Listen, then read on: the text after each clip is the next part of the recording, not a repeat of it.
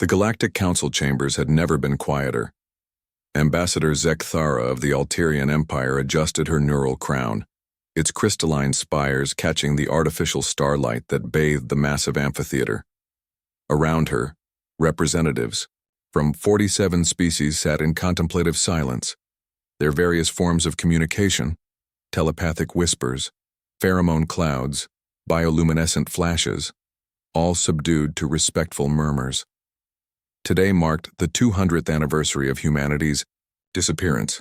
"We gather," intoned Council Prime Vorthak, his massive frame towering over the assembly, "to commemorate the extinction of species 347b, designation human. Let their memory serve as a reminder of the fragility of sentient life in this vast galaxy." Zekthara's mandibles clicked softly, the Alterian equivalent of a sigh. She remembered the humans well despite the passage of 2 centuries. Loud, chaotic, and utterly unpredictable, they had burst onto the galactic scene like a solar flare. In less than 50 years, they had established colonies on 17 worlds, formed trade partnerships with dozens of species, and somehow managed to both start and end 3 separate conflicts through sheer diplomatic audacity. Then, seemingly overnight, they were gone. Their colonies went dark, their ships stopped appearing at trading posts, their ambassadors simply vanished. Search parties found empty cities, abandoned vessels drifting in space, and no signs of struggle or conflict. It was as if an entire species had decided to walk into the void. The prevailing theory was plague, some human-specific pathogen that had swept through their population faster than they could contain it. Others suggested mass migration to another galaxy, though no species had ever achieved such a feat. The darker whispers spoke of suicide, a species-wide decision to end their existence rather than face some unknown threat. "The humans taught us much," continued Vorthak, his deep voice resonating through the chamber's acoustic amplifiers. Their concepts of democracy and individual rights revolutionized several member civilizations. Their art, their music, their stories still influences cultural movements across the galaxy. They burned bright, burned fast, and burned out. As if summoned by the mention of burning, every sensor in the chamber suddenly screamed a warning. The great viewing dome that crowned the council chambers flickered to life, displaying the space around the station. Where moments before there had been empty void, now there was something else. Ships. Thousands of them. But these were not the sleek, curved vessels of the great galactic powers, nor the organic bioships of the collective. These were angular, brutal things of metal and plasma, bristling with weapon systems that hurt to look at directly.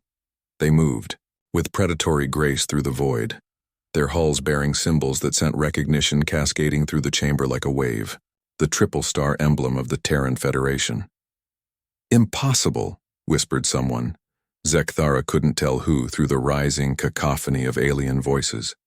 The largest of the human vessels, a dreadnought that dwarfed even the council station, moved to the fore. Communication arrays across 47 species all received the same transmission simultaneously, a feat of technological coordination that shouldn't have been possible. The image that appeared on every screen was distinctly human, a woman with steel-gray hair, wearing a uniform of deep blue marked with stars and insignia none of them recognized. Her eyes held the weight of centuries. "Greetings," she said, her voice carrying the unmistakable accent of humanity's home system. "I am Admiral Sarah Chen of the Terran Federation Navy. We understand you've been having our memorial service. How thoughtful." The silence in the chamber was absolute. Even the atmospheric processors seemed to quiet in anticipation. 200 years ago, Admiral Chen continued, humanity faced a choice. The Devourers, the name we gave to the entities from the void between galaxies, had found us. They had consumed 17 civilizations in distant arms of the galaxy, and they were coming for the core worlds. For all of us. She paused, and when she spoke again, her voice carried an edge that made every predator species in the chamber instinctively tense. The galaxy's response was to prepare for evacuation, to abandon the outer rim to these creatures and hope they would stop feeding before reaching the core, Humanity chose differently. We chose to fight. The tactical display shifted, showing star maps that dated back 2 centuries. Red markers indicated the Devourer advance, a creeping tide of destruction that had indeed been heading straight for the galaxy's heart. We evacuated our colonies, yes, but not because we were fleeing. We gathered our entire species, every human alive, and we built something the galaxy had never seen before, a true war fleet. We spent 200 years preparing, learning, growing stronger. The display changed again, showing battles in the dark space between galaxies. Massive creatures of living darkness writhed and burned under concentrated human firepower. Fleet actions that spanned light years. The systematic annihilation of an entity that had consumed civilizations like snacks. The Devourers are extinct, Admiral Chen announced. Every last one of them burned in the fires of human determination. We've spent 20 decades hunting them through the void, ensuring they could never threaten anyone again. She leaned forward, and her smile was simultaneously warm and terrifying. Now we're back. We've returned to find our memorial service in progress, which seems premature. The galaxy moved on without us, created new alliances, new power structures. That's fine. Evolution is natural. The camera pulled back, revealing the true scope of the human fleet. Ship classes that defied conventional understanding of physics, weapons that made stars flicker, technology that bridged the gap between science and what the galaxy might once have called magic. But let's be clear about one thing, Admiral Chen said. Humanity didn't vanish, we never do. We just step back sometimes to build bigger fires. And when we return, every human ship in the void suddenly blazed with weapon signatures so advanced that half the species in the chamber couldn't even identify them.